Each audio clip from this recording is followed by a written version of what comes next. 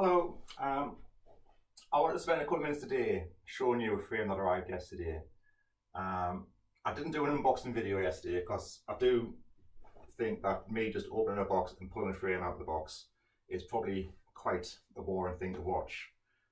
Although for me it's very exciting every time a new frame arrives and it comes out of the box for the first time. So today I have the frame ready to show. This came out of the box yesterday with a little bit of packaging on it. Wasn't massively impressed with how it came packaged, but it survived the journey from Poland okay. This frame appeared on eBay, I think it was a week past Sunday, and I was very kindly sent a link to it in an email from a friend, quite jokingly asking me if I had space for another 753 frame in the collection. When I looked at it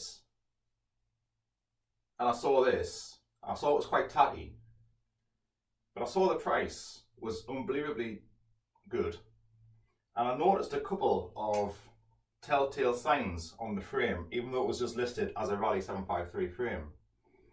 It had a frame number which was only half visible, which was 1.79.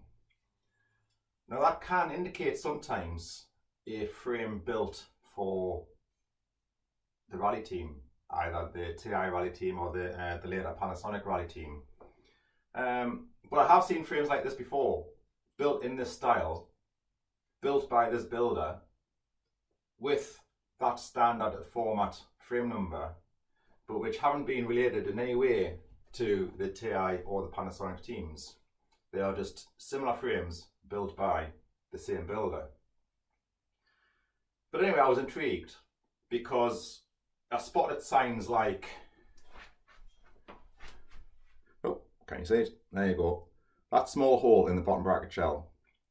You can't see it very clearly on this frame because of the paint, but there's also another one right at the back of the bottom bracket shell. And that sign was enough for me to say, yes, I'll buy that. So I bought it. Not long after I bought it, I got a message through eBay from the seller confirming the sale, but also confirming the frame number. And he gave the frame number as CP.1.79. And that took the frame into a different thing. It was no longer just a frame that might be a team frame. It was a frame that was almost certainly a team frame. The 79 on the bottom bracket indicates that if it was a team frame, it was built for the 1979 season. That would have been TI Raleigh. Obviously it's been repainted because this has later team colours. Although there are still signs quite heavily of red that I can see now on the inside of the head tube.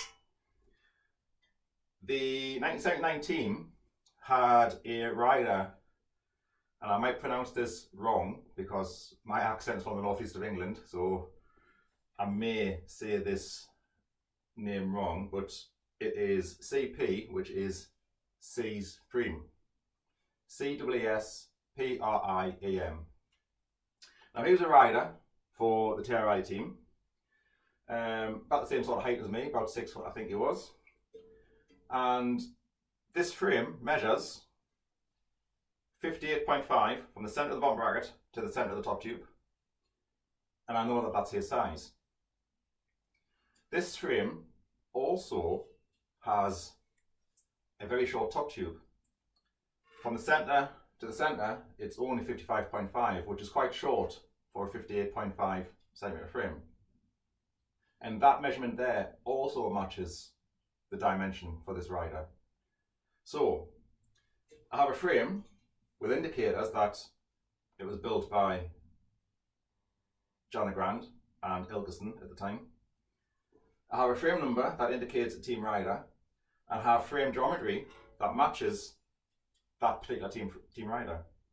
So there you go, a 1979 TI Raleigh team frame, built using the features that the TI Raleigh team were using at the time: S4 lugs, RGF bottom brackets on metric 753 tubing, with Campag 1010B short ends.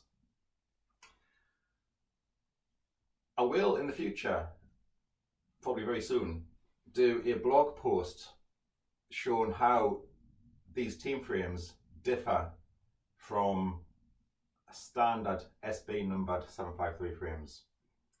Ilkeston built their frames in a set pattern, set features, quite often stock geometry, standard SB numbering, and they treated certain areas of the frame in certain ways depending on the tubing type and the period they were building the frames in. Team frames like this in the late 70s and early 80s, before they moved to things like Snelly bond brackets, in this period the team frames were constructed slightly differently. They had different treatment to the seat lug, they had different construction method, they had different treatment to the frame ends, they even had slightly different treatment to the fork and the fork blade. So I'm going to cover all that in a separate post, because although they look the same, there are subtle differences. However, this is what it is. It's a TI team frame, and even better, it's my size, because I take roughly a 58 seat tube, but I also require a very short top tube, and this looks, from the bike I've just measured, that was built for me by Dave Yates, he measured me in almost the same geometry as this frame, so this could be the perfect frame. But for now, I just need to consider painting it back to the TI Raleigh colours and then deciding what components to fit to it, because I'm not a fan of creating this as a replica of his frame. If you read my blog posts regularly, you'll know that I just like to build bikes that I like to build.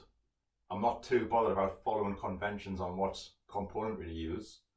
I do have some bikes like SB4059, which I've built specifically to follow the spec of the TI team in 1980-82, and that is a perfect replica.